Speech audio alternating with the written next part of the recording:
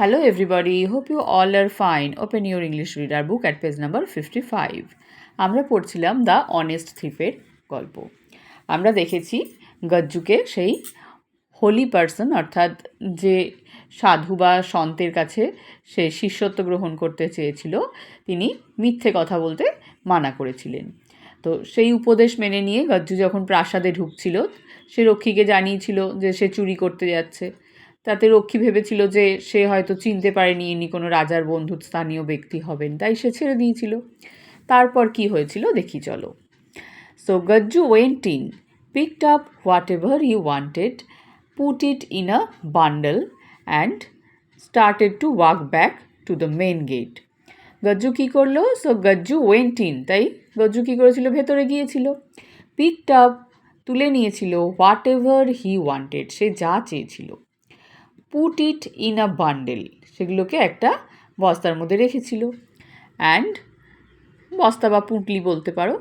And started to walk back to the main gate, এবং হাঁটতে শুরু করেছিল।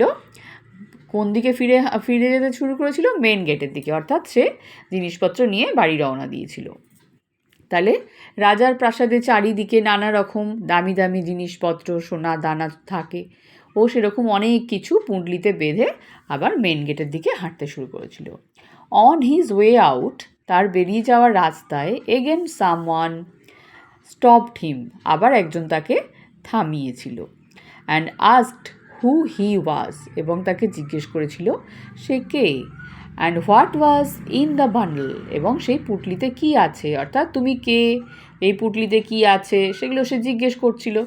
সে চোর কিনা দেখছিল। ওয়ান্স এগেন, আবার একবার, হি স্পোক অনেস্টলি, সে খুব সৎভাবে বলেছিল, আই অ্যাম আ থিফ, আমি একটা চোর। অ্যান্ড ইনসাইড দিস বান্ডেল, এবং এই পুঁটলির ভেতরে আর valuable from the king's palace, valuable অর্থাৎ মূল্যবান জিনিসপত্র আছে এই পুঁটলির ভেতর, যেগুলো কোথা থেকে নিয়েছে সে? কিংস প্যালেস, রাজার প্রাসাদের। দ্য সেন্ট্রি থট, তখন আবার সেই প্রহরী ভেবেছিল, surely this is some important person, নিশ্চয়ই এটা ইনি কোনো গুরুত্বপূর্ণ ব্যক্তি। Who is upset at the fact that I did not recognize him and let him pass. সে কি ভাবলো যে ইনি নিশ্চয়ই কোনো গুরুত্বপূর্ণ ব্যক্তি যাকে আমি চিনতে পারছি না বলে তিনি আপসেট অর্থাৎ হতাশ। বলছে যে হু is upset at the fact, যিনি এই সত্যে বা এই ঘটনায় খুব হতাশ যে আই ডিড নট রেকগনাইজ হিম, আমি তাকে চিনতে পারছি না। অ্যান্ড লেট হিম পাস, এবং তাকে যেতে দিল। সেই ঢোকার সময়ও যে ভুল করেছিল রক্ষী, এখনও তাই ভুল করলো। ওর সত্যি কথা কেউ একজন চোর কি বলবে যে আমি চোর, আমি রাজার প্রাসাদ থেকে চুরি করে পুঁটলি বেঁধে নিয়ে যাচ্ছি? বলবে না, এটাই স্বাভাবিক ব্যাপার। তাই সে ভাবলো আমি হয়তো কোনো গুরুত্বপূর্ণ ব্যক্তি চিনতে পারিনি বলে উনি বিরক্ত হয়ে বা হতাশ হয়ে উনি এরকম আমাকে বলছেন, সে ওকে ছেড়ে দিল। So Gajju came back home with a lot of wealth without having spoken a single lie. So Gajju came back home, Gajju বাড়ি ফিরে এসেছিল।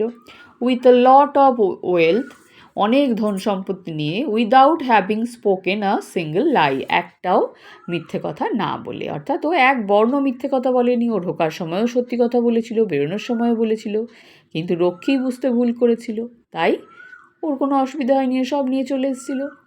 But from that day on, কিন্তু সেই দিন থেকে he decided never to steal again, সে স্থির করেছিল যে আর কখনো চুরি করবে না।